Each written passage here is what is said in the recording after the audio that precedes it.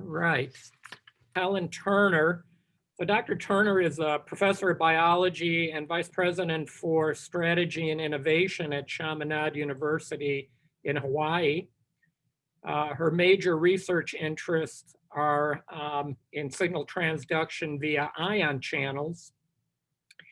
And much of her work has focused on the effects of cannabinoids on mast cells and basophils.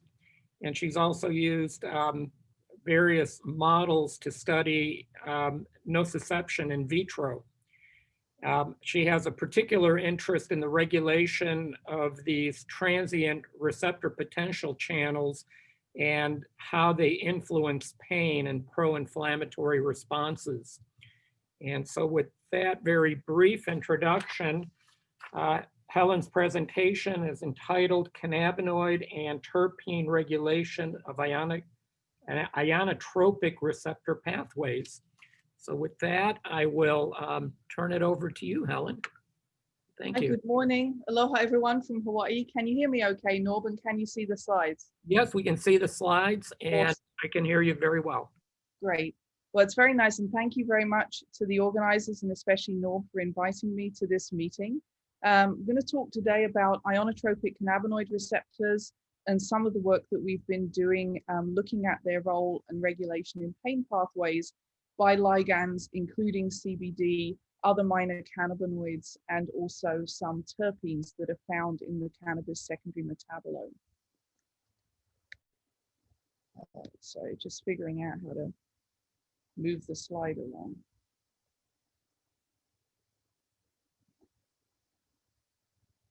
So the themes that I'm going to look at today are, first of all, I'm going to speak exclusively about the ionotropic cannabinoid receptors. These are nociceptive ion channels. They're cation channels of the transient receptor potential family that we're very interested in my lab. And, you know, just to contextualize, obviously, you know, the major part of the literature over the years has been on the G protein coupled receptor metabotropic CB1, CB2 proteins. And what we're kind of shining the light on is the ion channels that are also ligated by cannabinoids and also terpenes as well. I'm going to talk about agonist-mediated channel desensitization as a strategy for anti-nociception at these channels. I'm going to talk almost exclusively about electrophysiology data, and I'm going to look at CBD, other cannabinoids, and terpenes. Briefly touch on some potential parallel effects that we think we might see on peripheral sensitization pathways, and then just talk briefly about the implications that we see in some of our work.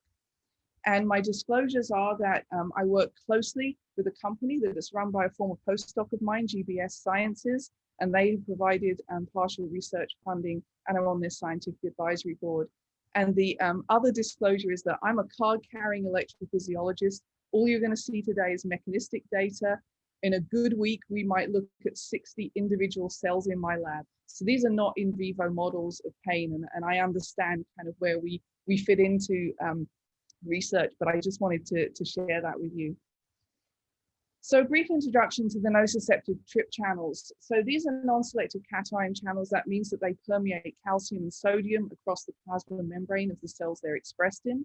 They're expressed, initially they were thought to be isolated to dorsal root ganglia, sensory neurons, but it's turned out that they have a much, much wider expression, and that there's a whole family of them that can be expressed in everything from immune system cells all the way through to DRG, central nervous system, heart, cardiac myocytes.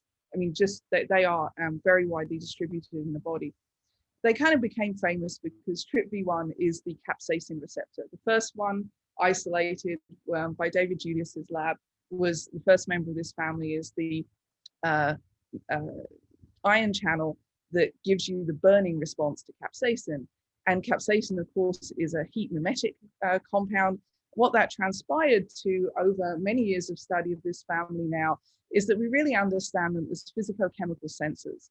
They are ligated by mimetic substances that we find in plant secondary metabolomes, everything from mustard oil, horseradish, garlic, cinnamon, isolin, all of these kind of burning, cold, hot sort of compounds that you find in plants activate these channels.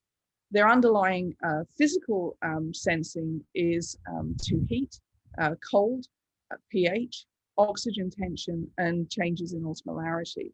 So these are really a very important, widespread, and really fascinating set of ion channels that evolution has conferred this amazing responsiveness to all of these different ligands. And most recently, I think, we've started to add cannabinoids and some terpenes to the spectrum of ligands that hit these channels. And this is an out-of-date slide, but I don't have the graphics design skills to make a new one. Initially, TRPV2 was identified as a target for THC, but now we know that TRPV1, TRPM8, TRPA1 are variously ligated by endogenous and exogenous cannabinoids, THC, CBD, CBN, and so on. So these channels are extremely important in pain. So what are our strategies for exploiting that therapeutically and thinking about anti-nociception? So there's kind of three legs to that stool. And all of these strategies are sort of thought of and considered, and some of them work separately, some in parallel. So obviously, when you're talking about an ion channel, the holy grail is to find an antagonist, right? Something that either extracellularly or intracellularly blocks the ion permeation through the pore, or puts the channel into a configuration where ion permeation can't occur. And that's been a kind of a rocky road for especially for TRPV1, which is probably the most developed pharmacopoeia of the whole family, because there are different modalities with TRPV1. There are classes of antagonists that are antagonists if you hit it with one type of stimulus, but not another, which is not that helpful in vivo. Early on, first generation antagonists of V1, because of its role in tonic thermoregulation, they had some side effects of mild hyperthermia, which were considered to be undesirable. That's been kind of edited out in second generation antagonists, but still, across the whole family of TRP channels, antagonists seem to be hard to find, and they seem to be somewhat modality specific, which limits their utility. So then, second way of thinking about looking at the anti-nociception is applying an agonist and then watching the channel internalize and essentially desensitize the cell. Third way of thinking about it is that we can look at full-on cellular desensitization. Under certain conditions that I'm going to talk about a little bit more, these channels can permeate so much sodium into the cell that becomes a death current for the cell, and you see apoptosis, and basically the tissue becomes desensitized because you killed the neurons that are doing the sensing. And so, these strategies for pain are, all being explored for the nociceptive TRPs. The one that we are particularly interested in is this agonist-mediated molecular desensitization. I'm going to talk about that a little bit more. Now, should just mention the literature, though. The literature is very incomplete on internalization of these channels. It's something that has been reported. It's kind of thought to occur. They're different. They're difficult to label using conventional methodologies. And so, we can measure this electrophysiologically, and we can measure it in terms of cellular responses, but the actual, whether there's, the mechanism has not been well studied. So let's talk about agonist-mediated desensitization, because it's actually already out there, has been out there for many years, both as prescription and non-prescription over-the-counter medications, because people have been applying capsaicin cream and more recently 8% capsaicin patches to deal with chronic pain for many years. But there are some real issues with capsaicin, which again is the standard kind of gold standard ligand for TRPV1. It's very potent. It has very high affinity for TRPV1, very specific for TRPV1. But just looking at recently, there was a meta-analysis in the BMJ where they looked at 656 controlled trials of capsaicin cream and capsaicin patches. And there's some real limitations. Typically, they're only seeing about a 50% reduction in pain. Over half of the patients experienced adverse effects, and the main one of these is the burning. On the way to desensitization, you agonize this channel, which is indeed agonizing. And these patients experience sometimes very extreme burning sensations, stinging, reddening. And because of the role of TRPV1 in the airways, they experience extreme cough. And this is all a kind of no pain, no gain approach, right? On the way to desensitizing these channels, you have to go through the process of agonizing them. The effectiveness number needed to treat in this study was 6, which means, for about 6 patients, only 1 would receive this 50% reduction in pain compared to placebo, which is not a compelling number. They definitely saw degeneration of epidermal nerve fibers, and it's temporary. Once the capsaicin is discontinued, the reinnervation occurs with the return of sensation, which could be good or bad. But nevertheless, capsaicin therapy is out there for a number of different pain indications. FDA approved and approved by a number of European, Australia, Asian regulatory authorities. And typically it's being experienced by patients either as a 0.075% cream that people are applying sometimes 5 or 6 times a day, or a capsaicin 8% patch, which is applied less frequently. So to give you some context about this, so those limitations of the capsaicin therapy, where do they come from? Why is it so seemingly kind of inadequate, problematic? And I think it comes down to a number of things. So the first thing is that it's a floodgates approach. Capsaicin is one of the ligands of channels like TRPV1 that hits that channel so hard that the floodgates open, the pore dilates. I'm going to talk about this a little bit more later. And you get this massive influx of sodium and calcium. And it's just a very, very potent activator. That has advantages, but also disadvantages, because obviously on the way to antagonism and agonist-mediated desensitization, you get the strong agonism of the channel, which causes all the burning. The second issue is really it's a partial target set. So the way that a sensory neuron bundle actually looks is that you have in it channels that are across this whole spectrum of the sensing, both physical and chemical, of TRPV1, 2, 3, 4, MA, A1. And so only hitting TRPV1 is only going to be to fix part of the problem, right? And so this issue of capsaicin being so selective for TRPV1 is a downside, and maybe that's what the lack of complete anti-nociception reflects. And again, this is an application of one of these capsaicin patches, and if you can see, this looks very uncomfortable for the patient. So this sort of, the fact that you're opening these floodgates at the molecular level and letting all of this calcium and sodium into the cells, double-edged sword. The fact that you are only targeting some of the TRP channels and not all, not great. And this idea of no pain, no gain is hard on the patients. So the work that we've been doing kind of tests 2 main hypotheses. The first is that within the cannabis secondary metabolome, there may be nociceptive TRP ligands that have desirable analgesic properties that basically improve on topical capsaicin. And sort of a more extended idea that we have is that we would like to start generating minimal essential formulations of purified cannabis secondary metabolome compounds. And that's really directed at avoiding the native plant extracts or plant exposure that I think have a lot of safety, consistency, and contamination issues out there as they're being experienced by patients. So I'll talk about some of our data sets. So we started off looking really at kind of horses for courses and trying to just understand. We have all these cannabis secondary metabolites, cannabinoids and terpenes. We have this whole family of TRPs, and horses for courses, which compounds hit which channels. And so we did this discrimination both electrophysiologically and using bulk calcium assays. And we found some interesting things. We screened 9 cannabinoids, 13 terpenes versus actually 6 TRP channels. And we looked at species differences. We just sort of tried to run as much as we could a decent sized screen.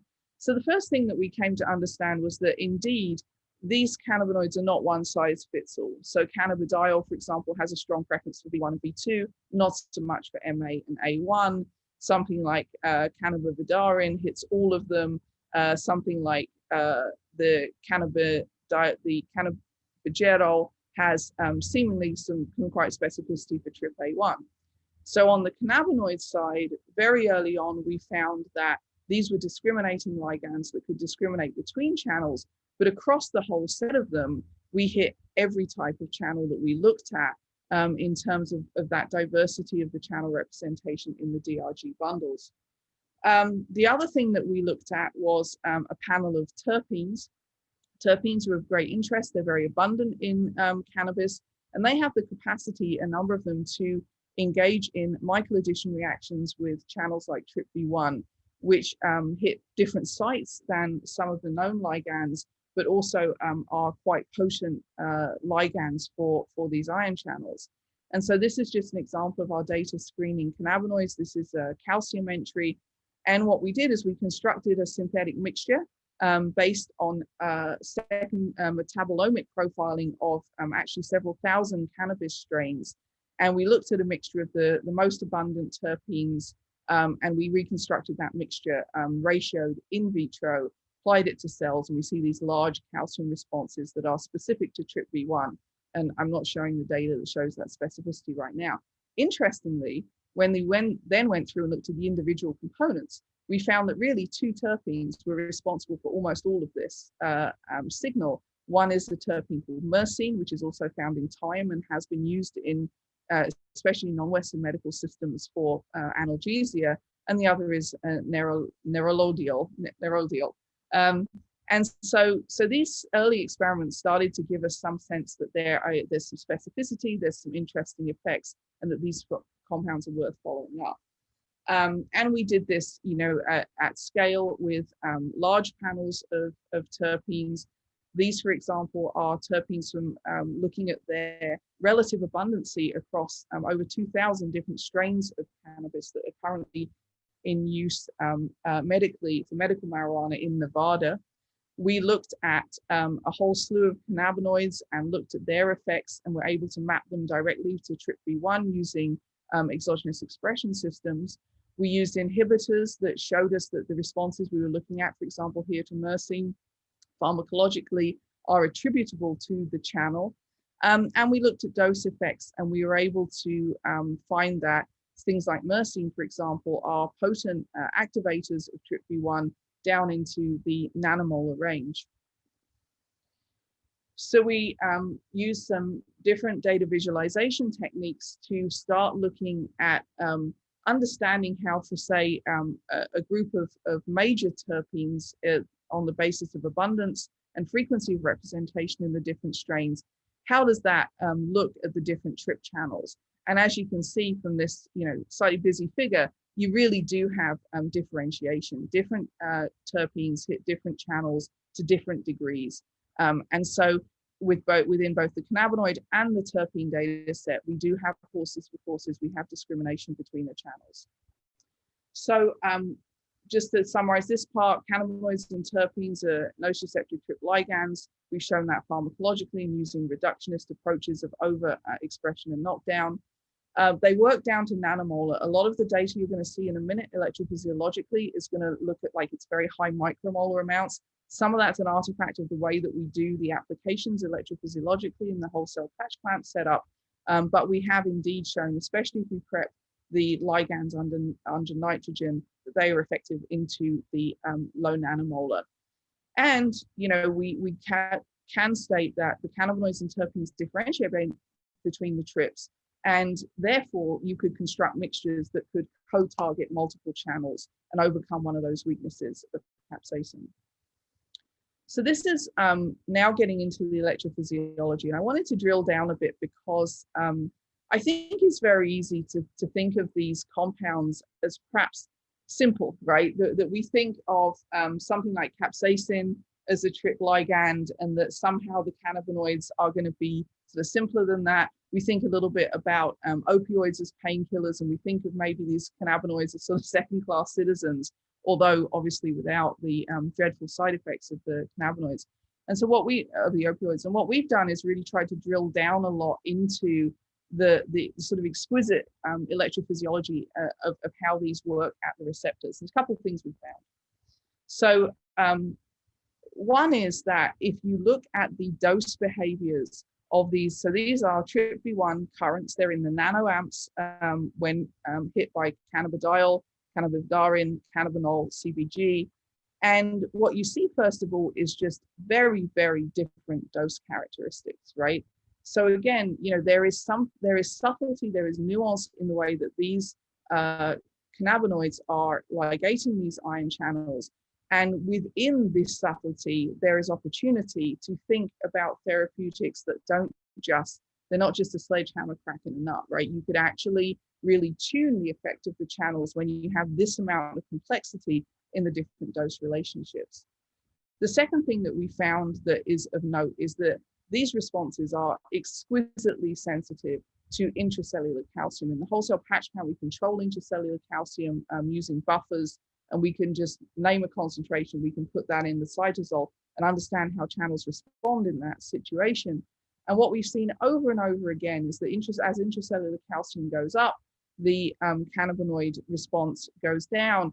And what that means is that there's a feedback loop here, and it gives you the opportunity to think about hitting these channels with a ligand that only briefly causes massive calcium entry, but then stays on the channel for some time.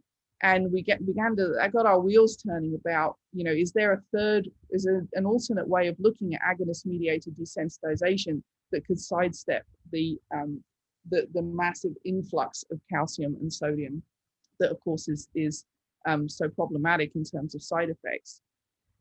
So something that we've been looking at a lot is this concept of pore dilation. So with nociceptive trips, they start in a closed configuration. They open up in response to ligands, and they allow sodium and calcium through. And then something happens during their late phase of activation. It usually has only been measured in response to very potent ligands like capsaicin. And somehow the pore of these channels dilates. And that's the floodgates opening. That's when you start to let in large molecules if you're patch clamping them in. That's how you detect the pore dilation. But the bottom line is that this is now, you're looking at, you know, really kind of uncontrolled flooding of sodium, which is inevitably going to lead to cytotoxic effects. So I guess the big thing that we figured out with the cannabinoids we were looking at is that they activate TRPV1 and they don't seem to initiate pore dilation. And this is very new. So how do we measure that? These are IV, current voltage relationships for capsaicin activated TRPV1. We show that it's specific because we can use a specific antagonist, CPZ, to knock down the current. So what happens when you start measuring or you lose low concentration of capsaicin, you get this beautifully rectifying current, which shows that you have selectivity. It reverses just close to zero, and you have some calcium sodium influx happening. What happens either over time or with large doses of capsaicin is that current just linearizes, and that's that pore dilation just opening up, everything just flooding in. And so what we see with the comparative experiments, this is one, for example, shown with CBD, this never happens. The current stays rectifying, it maintains its shape, and it has some selectivity for sodium and calcium way into the time course and at very high concentrations. And that's shown here in terms of histograms as well, that basically you just never see that linearization and development of the parallel inward current in response to CBD. And we showed that the same way for myrcene, interestingly, which is a terpene. And again, you have these very linear currents in response to capsaicin, but myrcene just maintains this beautiful shaped rectifying current. Myrcene, again, exquisitely calcium sensitive. And so you have this definite situation where you can have a boatload of myrcene bound to TRPV1 in these cells and very little calcium or sodium entering. Now, whether that causes desensitization or not, of course, is the big question. So we looked at desensitization, and we were able to show really a couple of things. One is that indeed the cannabinoids do cause desensitization upon repeated application of ligand to TRPV1, and that desensitization is certainly comparable to that that's achieved by capsaicin, if not better.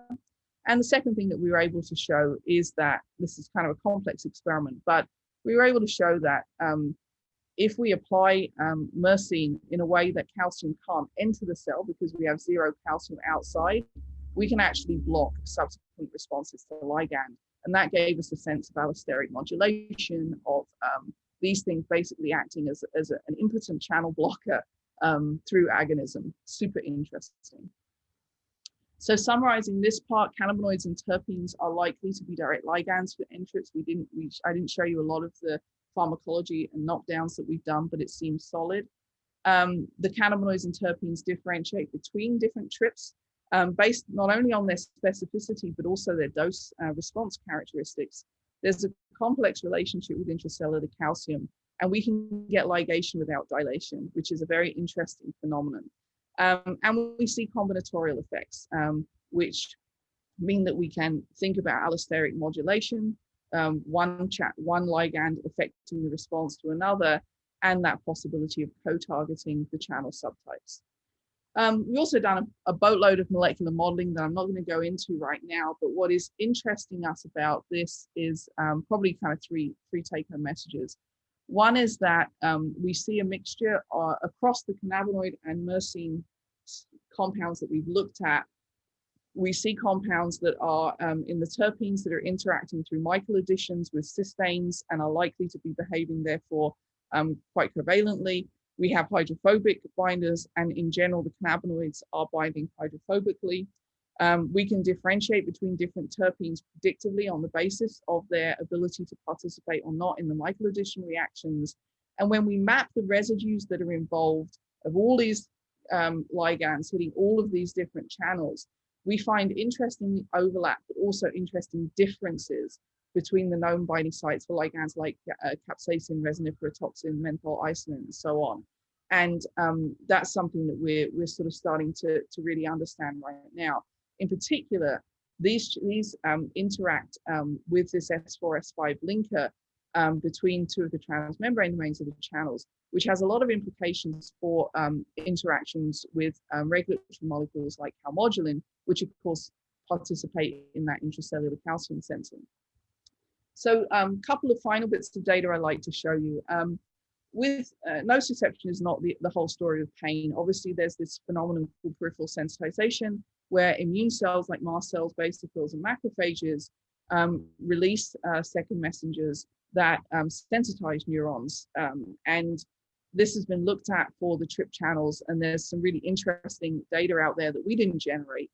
But what we have been doing in parallel, because of our interest in mast cells, is looking at the ability of these channels to actually block the release of things like histamine, serotonin, bradykinin from mast cells and basophils that actually do contribute to peripheral sensitization.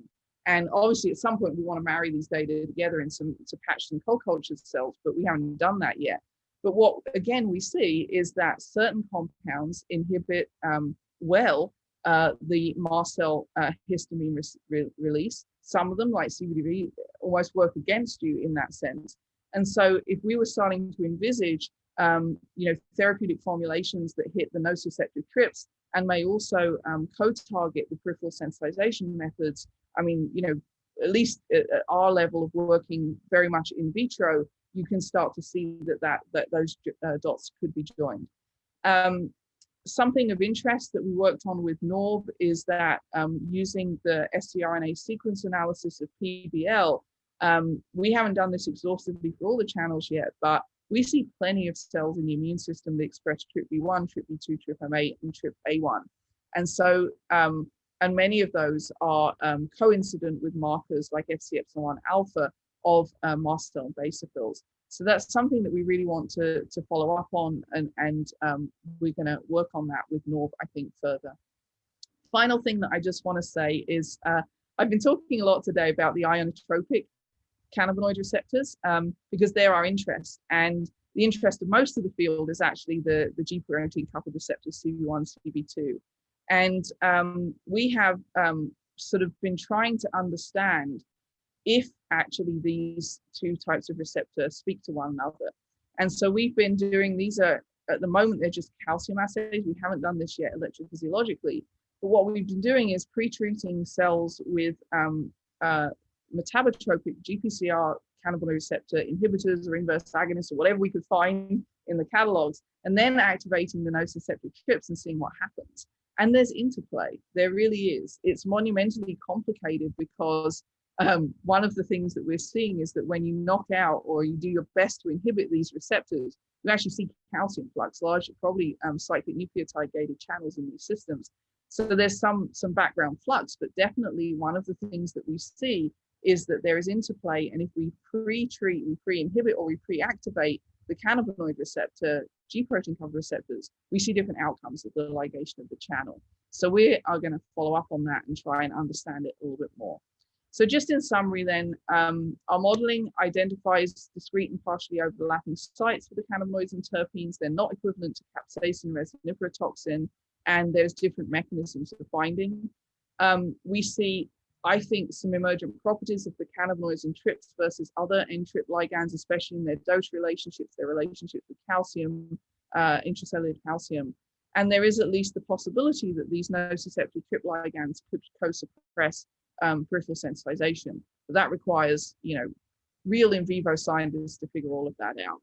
So we think we're making progress on these hypotheses. These are our team and our funders. I have a wonderful group of collaborators everywhere from Hawaii, Michigan, Kyoto, Japan, and Boston. We are funded by the NIH, by private foundations, and as I said, by the GB Sciences. This is my team of research associates, students, and postdocs. And I should also mention a former member of the lab, John Starkus, who did a lot of the patch clamping that you've seen today. And while I take questions, just this is the kind of the, for your reference, if you want to look up any of our papers and the work that we've done previously that's been patented.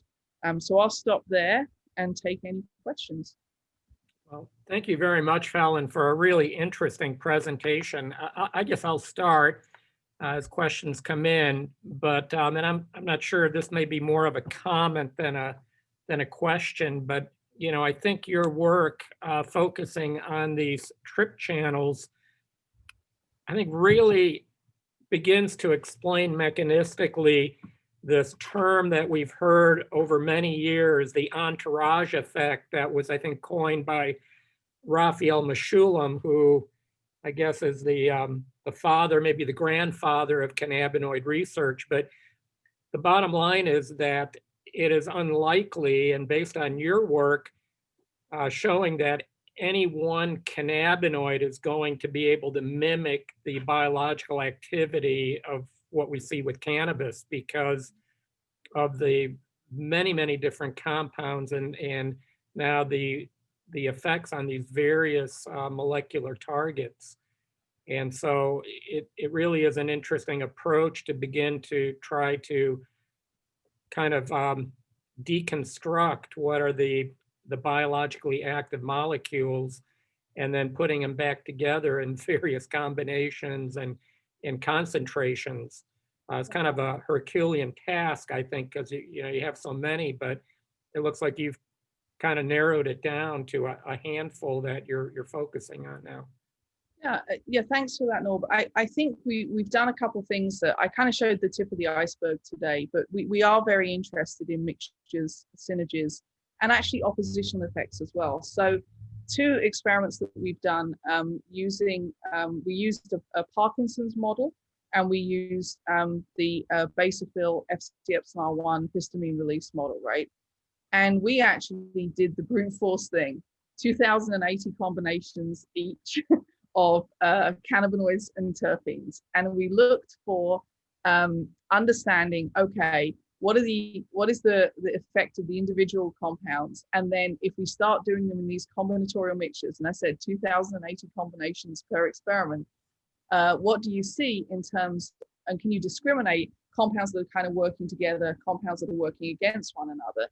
And the bottom line is you really can see that. You can see that certain compounds are additive, some you see synergies, but quite often you'll see a compound that are working like this, that basically you have a positive effect of one compound and a negative effect on the other. And so if you put them in together, that would be an undesirable mixture because you'd be working against yourself. And so for those two model systems, the MPTP cathepsin neuron dopamine release kind of Parkinson's model, and for the mast cell inflammation model, we have had a crack at that, and we see some really interesting results. So I think there's something to this entourage thing, but not unless you understand which compounds are working for you and which ones are working in opposition, right? So it's all about reducing that complexity, I think. Yeah.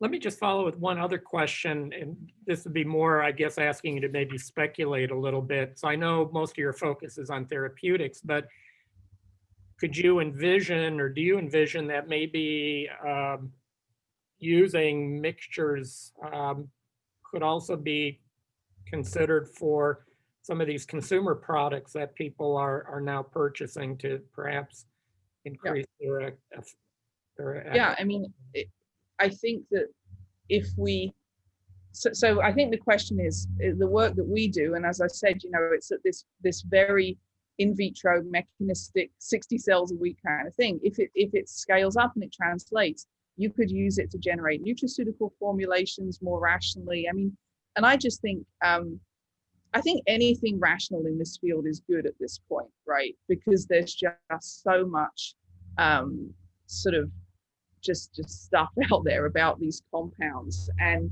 I think that, anything that one could do to, to discriminate and to try and improve on formulations in any arena, the bottom line is most people are going to experience these things not on prescription, right? So anything that we can do to help that industry is actually a good thing, I think, for the cause, right? Yeah. So let me get to a couple of the questions that have come in online, and let me read them to you. So the first one is, does the electrophysiology work apply at all to cardiac electrophysiology? And then anyone looking at the impact of cannabinoids on heart arrhythmias? Yeah, that's a great question, Chris. So I want to refer you to the work of Dr. Alexander Stokes from the University of Hawaii. He's a close collaborator with us, and he works on TRPV1 in cardiovascular setting. And what he has shown is that if you knock out TRPV1 or you antagonize it with orally available antagonists, you can not only protect, but you can also reverse cardiac hypertrophy and that progression towards heart failure. He's not looked at arrhythmias, but he's very deep into this area. He's published a number of really good papers on that. And one of the things that we've been talking about is because of the kind of the issues that are out there, as I mentioned, with TRPV1 antagonists, in terms of hitting different modalities and not finding that right compound, we've been really wondering if something like the agonist-mediated desensitization approach could actually work in that setting where he has shown that the knockout and the antagonist work so well and are so protective in heart failure. So we haven't done that yet, but we're super interested in moving into that area. Terrific. Another question that came in says, great talk. With all of the different TRP channels that could be involved, which do you think might be most important for anti-nociception with cannabinoids? So I think it might be hard to have a hierarchy because it all depends what's causing the pain, right? Because of the fact that these channels do seem to be horses for courses. Some are sensing heat, some are sensing cold, some are, then depending on your input, you're going to want to focus on a different output and probably a different channel and receptor ligand relationship. That being said, I think if what we want to do is stack and improve upon something like capsaicin, then I think that that initial table that I showed of the different cannabinoids and their ability to hit these different receptors, you could use that as kind of a starting point to differentiate. But really, I think this is going to be a question for our in vivo colleagues to answer. And there's some other interesting stuff out there. So Ziva Cooper, who works human clinical trial level, has showed that cannabinoids can be opioid sparing. And TRPV1 communicates with the opioid receptors through beta-arrestin pathways. And there's something in there that suggests that this might also connect to central pain, not just peripheral nociception. So that's something that needs to be really looked at, because that could really widen the applicability of these types of ligands. Great, great. Okay, I think we're going to wrap things up. That brings us to the end of the questions. And so what I'd like to do is begin by thanking all of today's speakers for some really interesting presentations. And the other thing is I certainly want to invite everybody back tomorrow. We have our third session, which is on risk assessment and health safety. And our last session then will be regulation surrounding CBD with a focus on consumer products. And for both of those sessions, we'll also have a panel discussion. And so I hope folks can make it back. We'll be starting again at noon tomorrow. So again, thank you very much for the participants as well as the speakers. It was a really very interesting day. So thank you, everybody.